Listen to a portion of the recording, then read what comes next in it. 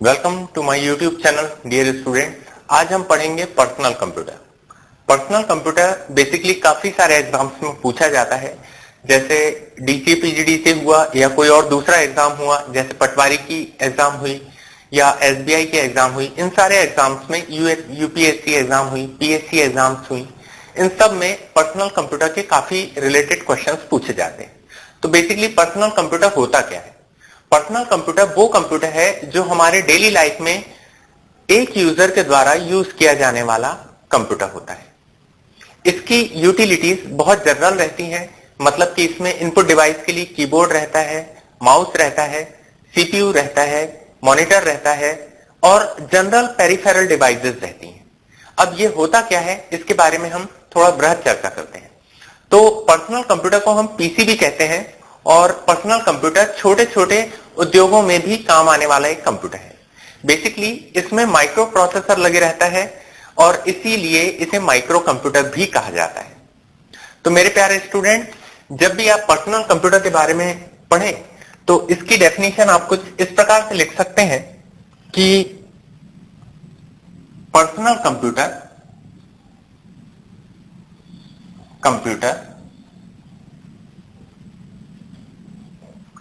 एक single user computer होता है।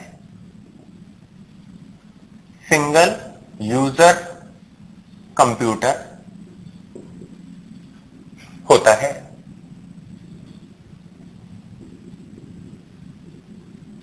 पहली बात तो यह हो गई कि ये सिंगल यूजर कंप्यूटर रहता है, मतलब एक व्यक्ति के द्वारा काम में आने वाला कंप्यूटर पर्सनल कंप्यूटर कहलाता है। इसे माइक्रो कंप्यूटर भी कहते हैं।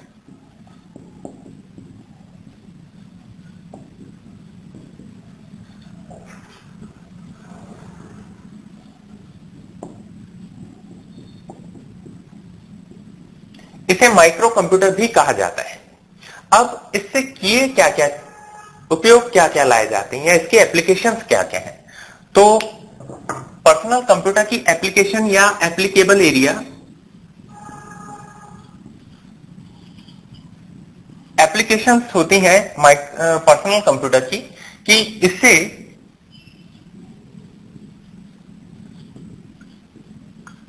डाटा एंट्री वर्क कहें तो कह सकते हैं कि MS Office Word, MS Office Excel, PowerPoint, इन सभी जगह जहां ऑफिस में काम आता है वो सारा वर्क पर्सनल कंप्यूटर के द्वारा किया जाता है। या तो आप सिंगल एक ही यूजर द्वारा पर्सनल कंप्यूटर का उपयोग करते हैं और इस तरह से आप एक ऑफिस में भी ऑफिस के सारे वर्क को कंप्लीट करने के लिए इसका इस्तेमाल करते हैं। तो डाटा एंट्री वर्ड रिलेटेड कार्य ये किए जाते हैं पीसी से, पहला उपयोग ये हुआ। Second, spreadsheet.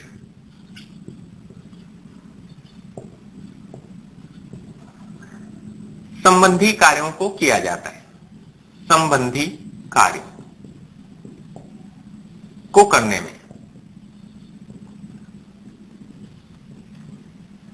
स्प्रेडशीट संबंधी कार्य को करने में। अब स्प्रेडशीट क्या होती है? तो मेरे प्यारे स्टूडेंट्स, स्प्रेडशीट का मतलब होता है एक्सेल शीट। एक्सेल शीट के बारे में यदि आप जानते हैं तो आप ये बात जानते होंगे कि स्प्रेडशीट में कॉलम 1, कॉलम 2, कॉलम 3, कॉलम 4 और कॉलम 5 इस तरह से कॉलम्स रहते हैं और यहां पर रहते हैं रो 1, रो 2, रो 3, इस तरह से दूसरे कॉलम्स रहते हैं और इसको सेल्स कहा जाता है। यदि आप विस्तृत इसके बारे में जानना चाहते हैं तो आने वाली क्लासेस में इसके बारे में और ज्यादा जानकारी आपको मिलेगी। तो अभी के लिए स्प्रेडशीट से संबंधित कार्य। अब स्प्रेडशीट से संबंधित कार्य का मतलब यह होता है मेरे प्यारे स्टूडेंट कि आप इन स्प्रेडशीट्स में डेटा को एंटर करते हैं, स्टूडेंट की हो या फिर किसी कंपनी का डेटा हो, या फिर मान लीजिए आप एक यूनिवर्सिटी के लिए कोई डेटा प्रिपेयर कर रहे हैं तो आप डिफरेंट कॉलम्स में इन डेटा को, इन कंसर्निंग डेटा को, एक दूसरे से संबंधित डेटा को एंटर करते हैं। और जब एक दूसरे से संबंधित डेटा को एंटर करना स्टार्ट करते हैं तो ये पूरी की पूरी शीट कई तरह से काम में आने लगती है। जैसे कि ये शीट 1 हुई, इसी से लगी एक और शीट रहती है जिसका नाम रहता है शीट 2 और शीट 3। अब मान लीजिए एक स्टूडेंट का डेटा शीट 1 में है और उसी से रिलेटेड अकाउंटेंट की जानकारी या उसकी फीस से रिलेटेड जानकारी हम शीट 2 में शीट 2 में एंटर करते हैं और उसके एग्जाम से संबंधित नियम, अंक या बाकी जो सारा डेटा है वो हम शीट 3 में एंटर करते हैं। ऐसी स्थिति में एक स्टूडेंट का डेटा 3 अलग अलग शीट में कंबाइंड हो जाता है। और इसी तरह से ऐसे भी ऑपरेशंस की जरूरत होती है कि यदि हमने एक शीट में डेटा का बदलाव किया या अपडेट किया तो वही डेटा शीट 2 और शीट 3 में भी रिफ्लेक्ट होए।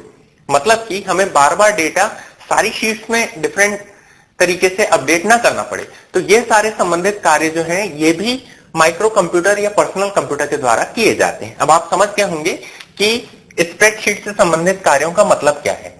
अब अगला पॉइंट है अकाउंटेंट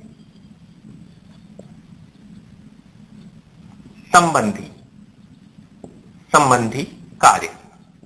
तो जैसा मैंने अभी बताया कि स्प्रेडशीट में हम अकाउंटेंसी की भी जानकारी रख सकते हैं, उसमें फॉर्मूला भी लगा सकते हैं। ये सारे कार्य हम पर्सनल कंप्यूटर के द्वारा कर सकते हैं। चौथा हुआ इंटरनेट का प्रयोग, इंटरनेट का उपयोग। अब इंटरनेट के उपयोग से रिलेटेड जानकारी ऐसी है कि आप इंटरनेट का उपयोग कहां कहां करते हैं। आप इंटरनेट का उपयोग करते हैं एक तो ईमेल करने में, किसी को मैसेज भेजने में। इस तरह से जब मैसेज भेजे जाते हैं तो आप कई तरह के प्रोटोकॉल्स का पालन करते हैं और अपनी इंफॉर्मेशन को दूसरी जगह भेजते हैं। अब बात आई कि प्रोटोकॉल क्या होता है मेरे प्यारे स्टूडेंट। तो प्रोटोकॉल एक कॉम्बिनेशन या कलेक्शन रहता है नियम और निर्देशों का, जिस नियम और निर्देश से संबंधित इंटरनेट फॉलो करता है नियमों को और जानकारी को एक जगह से दूसरी जगह पर भेजता है। अब इसके बारे में थोड़ा सा गहराई से हम चर्चा करते हैं। जैसे कि आप ये बात जानते होंगे और नहीं भी जानते हैं तो मैं अभी बता दिए देता हूं कि एफटीपी एक तरह का प्रोटोकॉल या नियम कानून रहता है जिसके माध्यम से इंटरनेट में इंफॉर्मेशन एक जगह से दूसरी जगह पर जाती है।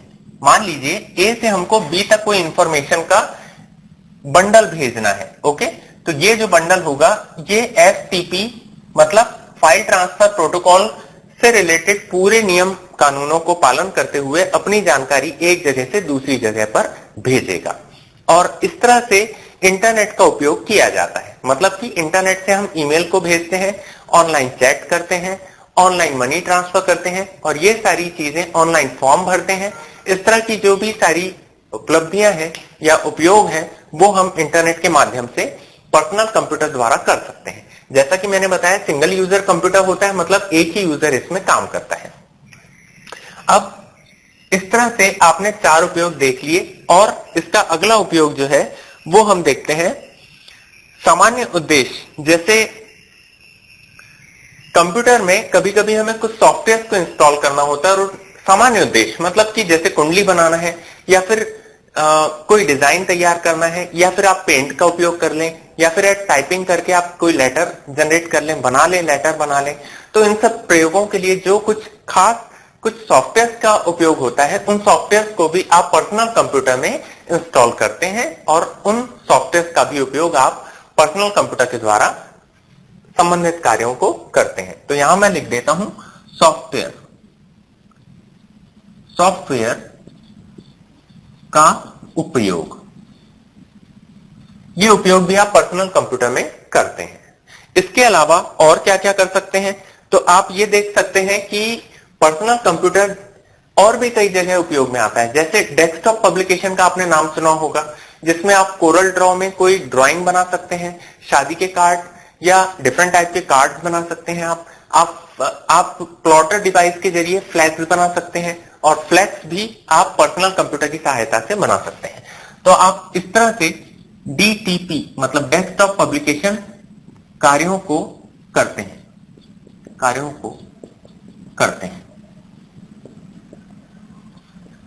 इस तरह से आपने देखा कि पर्सनल कंप्यूटर क्या होता है और इसके एप्लीकेशंस क्या क्या होते हैं। अब हम आगे देखते हैं कि पर्सनल कंप्यूटर में आते कौन कौन से कंपोनेंट हैं, मतलब कंप्यूटर के ऐसे कौन से कंपोनेंट्स हैं जो पर्सनल कंप्यूटर में आते हैं।